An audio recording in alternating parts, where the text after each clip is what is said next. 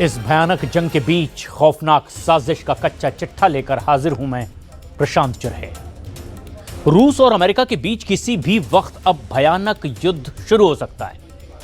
America ने दरअसल रूस के तेल टैंकर पर कब्जा करके पुतिन को बहुत ज्यादा भड़का दिया है और रूस के तेल टैंकर पर अमेरिका के ऑपरेशन में ब्रिटेन ने भी बराबर का साथ दिया है और इसी वजह से यूरोप में पुतिन के हमले का खतरा अब पहले से बहुत ज्यादा बढ़ गया है।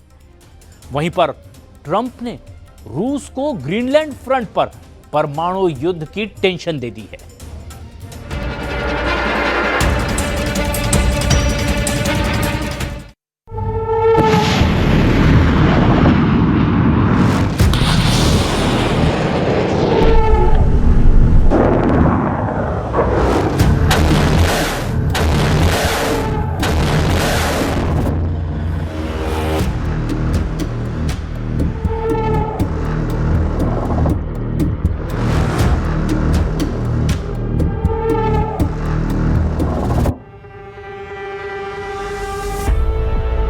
अमेरिका का हेलीकॉप्टर, अमेरिकी नेवी के शिप, सुपर पावर के समुद्री लड़ाके, रूस के जहाज पर कब्जा, रूस ने हमले के लिए भेजी सबमरीन, पुतिन के करीबी ने कहा मारो एटम बम।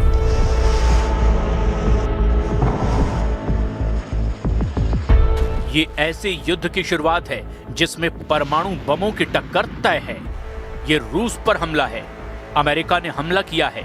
ये मिलिट्री ऑपरेशन पुतिन की प्रतिष्ठा पर सुपर पावर का प्रहार है।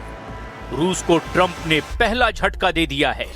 पुतिन पलटवार के लिए रेडी हैं, लेकिन रूस समुद्र में, जमीन पर या फिर अमेरिका में घुसकर बदला लेगा, इस पर सस्पेंस है। वजह, रूस पहले झटके में ही अमेरिका को बेदम करना चाहता है। तो क्या रूस एटमी धमाकों से सुपर पावर का घमंड तोड़ेगा? 7 जनवरी को जैसी नौबत आई थी वो यही इशारा कर रही है कि परमाणु हमला ही युद्ध का फैसला करेगा। क्योंकि रूस ने अगर ताकत का एहसास नहीं कराया तो ट्रंप अब रुकने वाले नहीं हैं। 7 जनवरी को अमेरिका ने रूस के तेल टैंकर पर धावा बोला। अमेरिका ने रूसी झंडे वाले तेल टैंकर मैरिनेरा को उत्तरी अटलांटिक में जब्त कर लिया।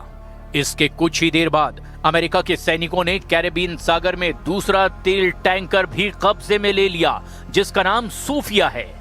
सोफिया पर पनामा का झंडा लगा था। अमेरिका के मिलिट्री ऑपरेशन के जवाब में रूस ने सबमरीन और नौसैनिक जहाज भेजे, लेकिन अमेरिका तब तक अपना काम कर चुका था।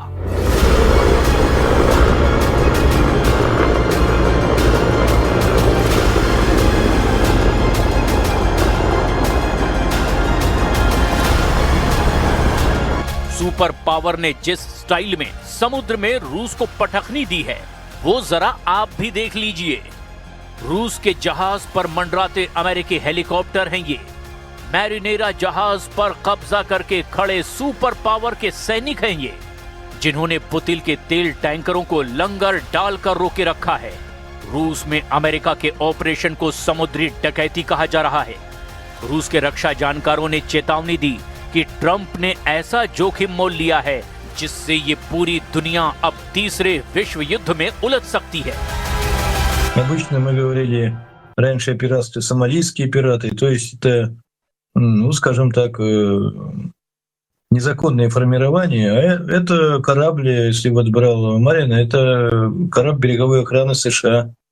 Причем где береговая охрана, где берег.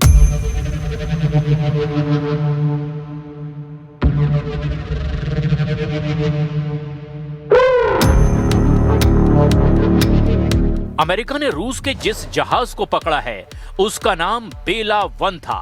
तब ये जहाज युगांडा के झंडे के तहत रजिस्टर्ड था। अमेरिका ने बेला 1 पर प्रतिबंध लगा रखा है। बेला 1 दिसंबर 2025 से वेनेजुएला रूट पर निकला था। अमेरिकी कोस्ट गार्ड को चकमा देने के लिए बेला 1 का नाम मैरिनेरा कर दिया गया। इसके बाद जहाज पर रूसी झंडा लगाकर ऑफिशियल रजिस्ट्रेशन लिस्ट में शामिल किया गया। लेकिन अमेरिका बेला 1 की लगातार मॉनिटरिंग कर रहा था। सख्त हवाई और समुद्री निगरानी से बेला 1 की लोकेशन अटलांटिक महासागर में जब मिली तो उसके पीछे अमेरिका ने अपना USCGC मुनरो शिप भेज दिया। लेकिन जैसे ही रूस के तेल जहाज के पास अमेरिका का मुनरो जहाज पहुंचा, रूस ने अपनी एक सबमरीन और नेवी शिप को बैकअप के लिए भेजा।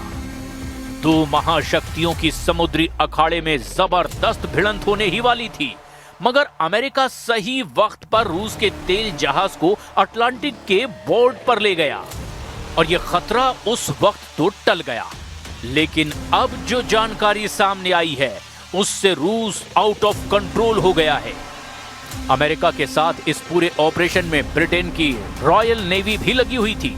ब्रिटेन के रक्षा मंत्री ने कहा कि रूसी झंडे वाले तेल टैंकर को जब्त करने के मिशन में मदद पहुंचाई गई है। They authorised the use of UK bases and the deployment of Royal Navy and RAF assets to support the operation, including airborne surveillance and the RFA ship Tide Force. This was a US operation. No UK personnel took part in the boarding. रूस को घेरने के लिए America और Britain ने 4 जनवरी से तैयारी शुरू की थी। ऑपरेशन से 3 दिन पहले अमेरिका के जंगी एयरक्राफ्ट और स्पेशल फोर्स के हेलीकॉप्टर इंग्लैंड में पहुंच चुके थे। अमेरिका ने रॉयल एयर फोर्स के मिल्डेनहॉल बेस और फेयरफोर्ट बेस पर सैन्य तैनाती की थी।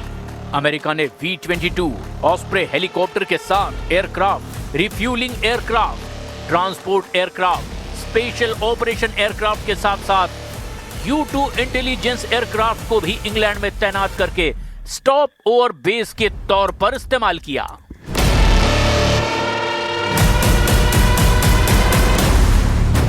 अमेरिका ने गुप्त हमले की तैयारी करने के बाद इंतजार किया। जैसे ही रूस का तेल टैंकर उसकी रेंज में आया, धावा बोलकर जहाज को जब्त कर लिया गया। अमेरिका ने सिर्फ रूस के तेल जहाज पर कब्जा ही नहीं किया, सुपर पावर जहाज के सभी क्रू को अपने देश ले जाने की तैयारी भी कर चुका है। मतलब यह है कि पुतिन को चढ़ाने की हर मुमकिन कोशिश अमेरिका कर रहा है, जिससे रूस यूक्रेन युद्ध के अब और ज्यादा खौफनाक हो जाने का खतरा भी बढ़ गया है। डिफेंस एक्सपर्ट्स बता रहे हैं कि अमेरिका के आक्रामक रुख ने नेटो और रूस के बीच युद्ध की टेंशन हाई कर दी है। Well, I think for Russia, the situation in Europe, Ukraine, is more important than Venezuela. But I think the present situation will create more tensions between Russia and the United States as well. What means when we look at Ukraine again, that it will be more difficult to find in the end peaceful solution. America के रूसी तेल tanker पर हमले के बाद Putin का खून उबाल मार रहा है। पुतिन समर्थकों ने तेल टैंकर पर हमले को रूस के सम्मान से जोड़ दिया है। पुतिन के करीबी एलेक्सी जिरावलेव, जो कि रूस की स्टेट ड्यूमा की सिक्योरिटी काउंसिल के पहले डिप्टी हेड हैं, उन्होंने अमेरिका को मुंहतोड़ जवाब देने की वकालत की है।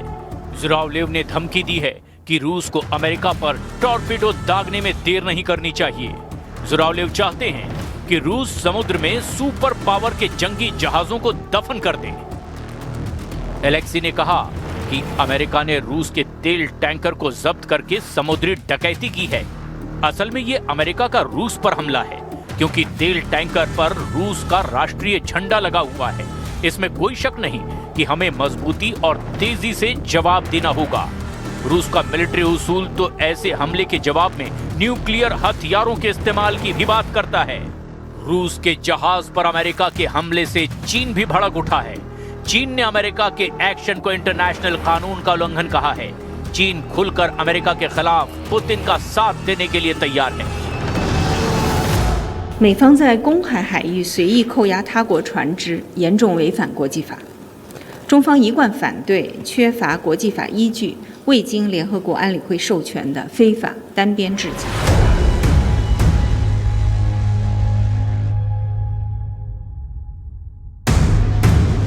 वेनेजुएला पर अमेरिका के हमले का विरोध चीन और रूस ने बुलंद तरीके से किया है। वेनेजुएला के बाद अब तेल टैंकर की टेंशन में चीन रूस साथ आ गए हैं। तो क्या अमेरिका डबल फ्रंट पर युद्ध लड़ने का रिस्क उठाने जा रहा है? क्योंकि अमेरिका वॉर मोड में है, अमेरिका हमले कर रहा है, अमेरिका दुश्मनों को धमकी दे रहा है। अमेरिका ने कमजोर दुश्मनों को जैसे डराया, वैसा ही जोखिम वो अब रूस के साथ उठा रहा है। ट्रंप ने सबसे बड़ा दांव चल दिया है।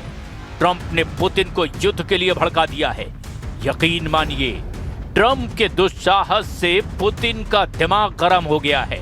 सुपर पावर को रूस अब अपने अंदाज में जवाब देने की तैयारी में जुट गया है।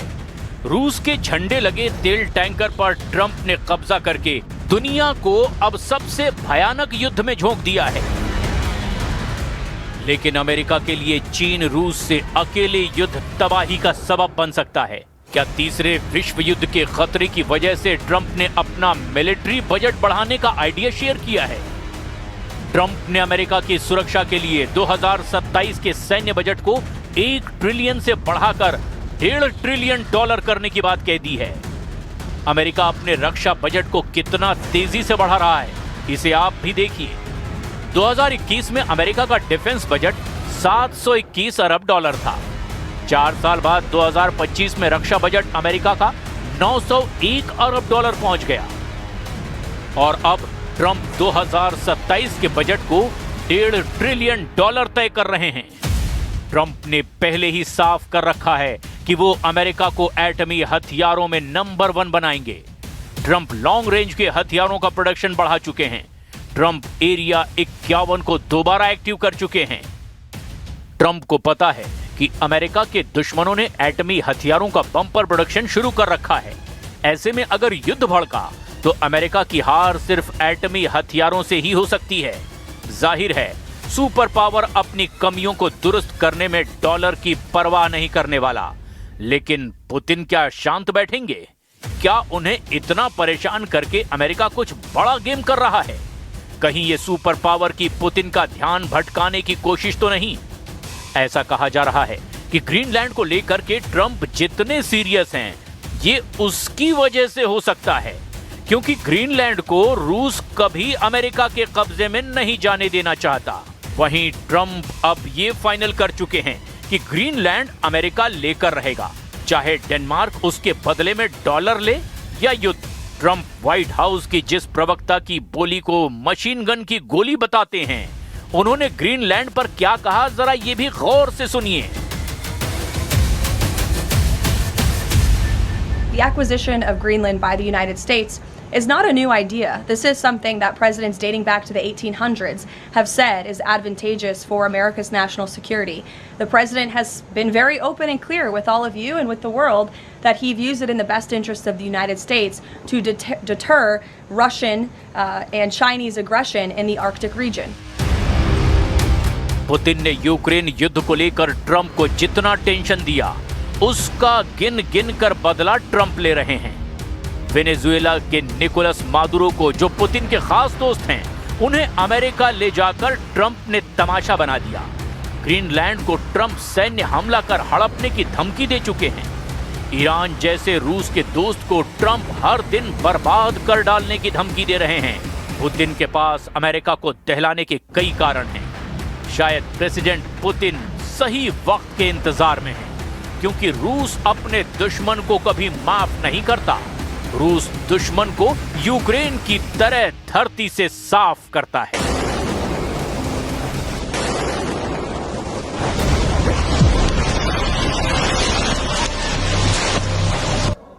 डोनाल्ड ट्रंप और नेतन्याहू, इन दोनों ने अब ईरान से लड़ने का इरादा कर लिया है। जनवरी के महीने में ईरान पर बहुत बड़े हमले का खतरा भी मंडराने लगा है और ईरान में प्रदर्शन वाली मुहिम कमजोर पड़ने पर अगले 24 घंटे में ही नेतन्याहू और ट्रंप एक बहुत बड़ा फैसला ले सकते हैं।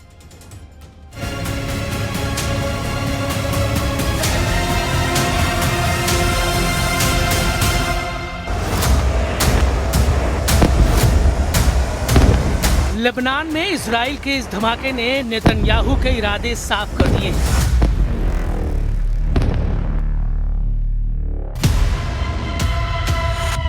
मैसेज साफ है कि बम और जहाज अमेरिका का होगा, फाइटर जेट का पायलट इजराइल का होगा और अगला टारगेट बनेगा ईरान।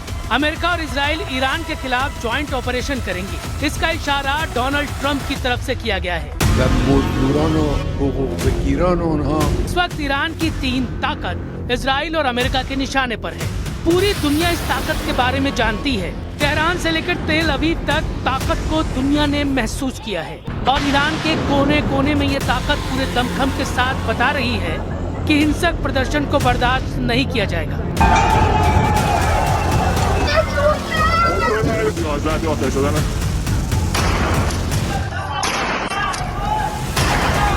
यानी प्रदर्शनकारियों की आड़ लेकर इजराइल और अमेरिका जो करना चाहते हैं वो मंसूबे कामयाब नहीं होने दिए जाएंगे।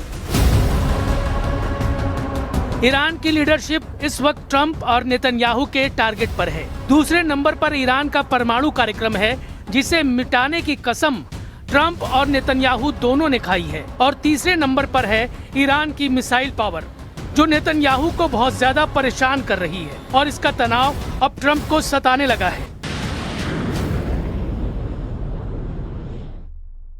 If they will continue with the missiles, yes.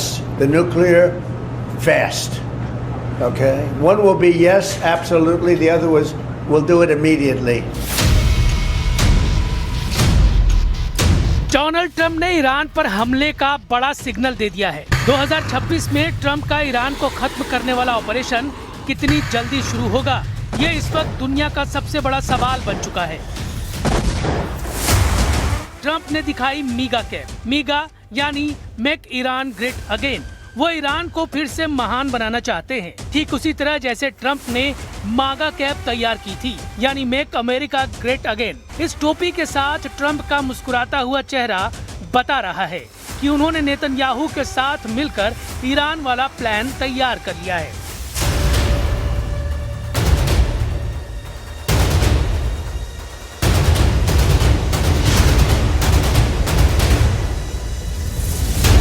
Israel के फाइटर जेट्स को फिर से तैयार किया जा रहा है। बम लोड कर दिए गए हैं। ये अमेरिका से मिला F-15 फाइटर जेट है और इसमें लगी मिसाइल और बम भी मेड इन अमेरिका है। इजराइल से ऐसे वीडियो जारी होने का मतलब साफ है कि नेतन्याहू कुछ बड़ा करना चाहते हैं। Well, I'll tell you about action because I was presented a few days ago, actually 2 weeks ago, with the prospect that they're having field exercises in which they're practicing launching ballistic missiles at Israel. So I passed the message. I think I made it public, so it's not secret. I said, if you dare do that, you know, the results would be devastating. So I hope Iran doesn't make that mistake.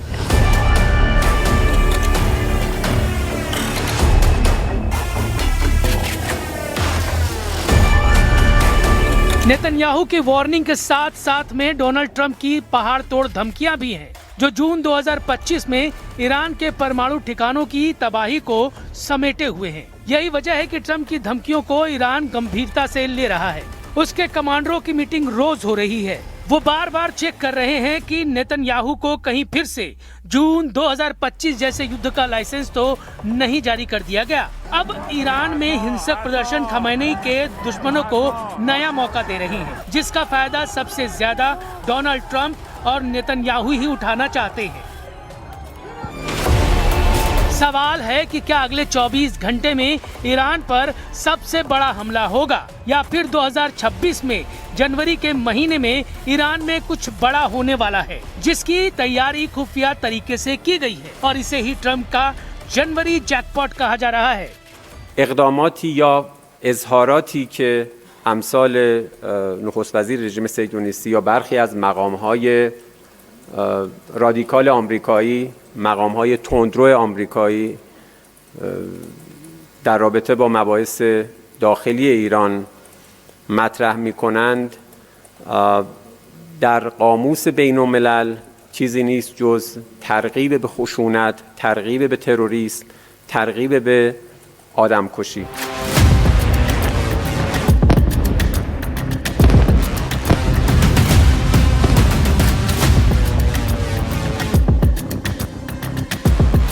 Iran ने Venezuela को लेकर भी America पर हमला बोला है। Iran कह रहा है कि निकोलस मादुरो को डोनाल्ड ट्रंप ने अगवा किया है और अपनी ताकत के बल पर दुनिया के कानून को रौंद कर ट्रंप अब हर देश से युद्ध लड़ना चाहते हैं। ट्रंप और नेतन्याहू दोनों जानते हैं कि जून 2025 में इजराइल पर ईरान की जितनी मिसाइल गिरी, ऐसे हर धमाके ने इजराइल के मिसाइल डिफेंस सिस्टम का पुर्जा ढीला कर दिया। हर मिसाइल हमले ने नेतन्याहू को ईरान पर नया प्लान बनाने पर मजबूर कर दिया। यही वजह है कि नेतन्याहू ने ईरान को घेरने के लिए अब नई तिकड़म लगाई है।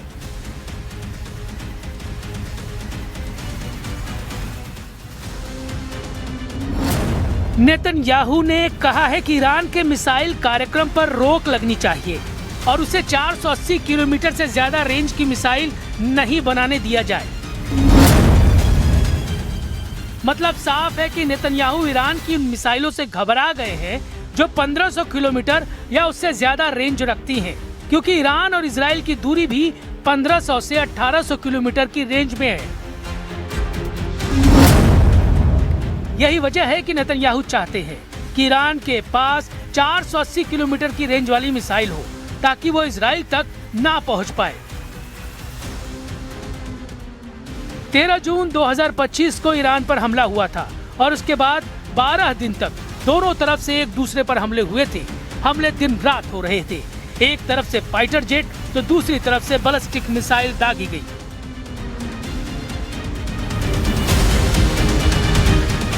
एक तरफ नेतन्याहू ने कमान संभाली जिसमें अमेरिका से भी पूरी मदद थी, तो दूसरी तरफ ईरान के सर्वोच्च नेता अली खमैनी ने मोर्चा संभाला और तमाम मिलिट्री लीडरशिप खत्म होने के बाद फौरन सेना की कमान नए कमांडरों के हाथों में दी और 12 दिनों तक ईरान ने बता दिया कि इजराइल की शुरुआती स्ट्राइक के बाद भी उसकी मिसाइल पावर बरकरार है।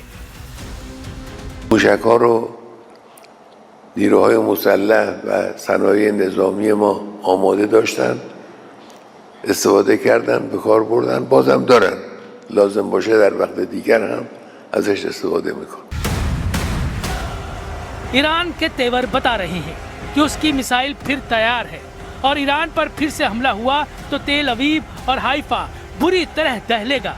ये वार्निंग ईरान से लगातार आ रही है।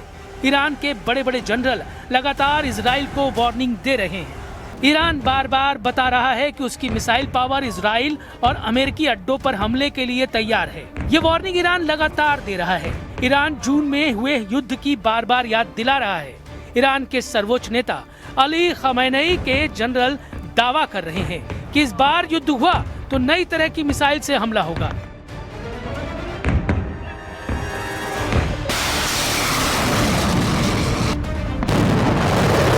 ऐसी मिसाइल जिसकी रेंज ज्यादा होगी ताकि वो दुश्मनों को लंबी दूरी तक तबाह कर पाए, जिसका पेलोड यानी वॉरहेड ज्यादा बड़ा और हाहाकार मचाने वाला होगा, जो स्टेल्थ होगी यानी उसको ट्रैक और इंटरसेप्ट करना यानी उसे मार गिराना भी मुश्किल होगा।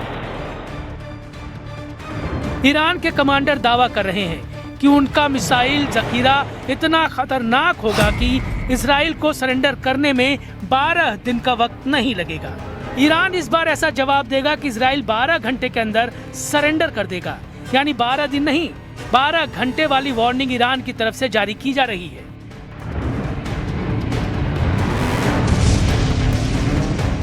इजराइल के प्रधानमंत्री नेतन्याहू भी जानते हैं कि इस वक्त खमैनी का इरादा क्या है और अगर ईरान पर हमला किया गया तो काउंटर अटैक किस लेवल का होगा। इसलिए इजराइल में ईरान की मिसाइल पावर को लेकर सायरन बजना शुरू हो गया है।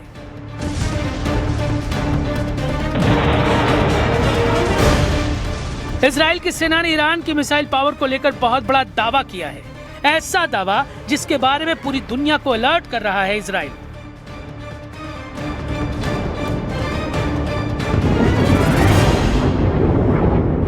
इजरायली सेना के एक बड़े कमांडर ने इजरायली संसद को बताया है कि ईरान ने जून में हुए युद्ध के बाद अपनी बैलिस्टिक मिसाइल का प्रोडक्शन बढ़ाना शुरू कर दिया है। उसकी मिसाइल ज्यादा रेंज की भी है, बड़े वॉरहेड से भी लैस है और उसको रोकना पहले जैसा आसान नहीं होगा। इजरायली सेना ने कहा है कि इस बात को नेतन्याहू सरकार बहुत गंभीरता से ले। Look, we don't seek escalation. I hope they don't. But if they do, all bets are off.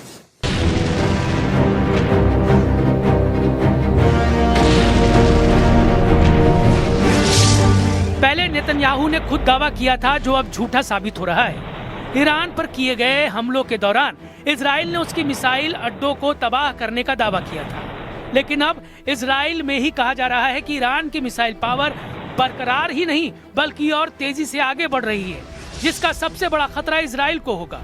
और फिर खाड़ी के आसपास अमेरिका के सैन्य अड्डे भी इसके चपेट में आएंगे। अगर ऐसा हुआ तो समझ लीजिए कि फिर ईरान और इजराइल के बीच आखिरी दम तक युद्ध लड़ा जाएगा। Trump is looking to distinguish himself from past presidents like Obama and Biden.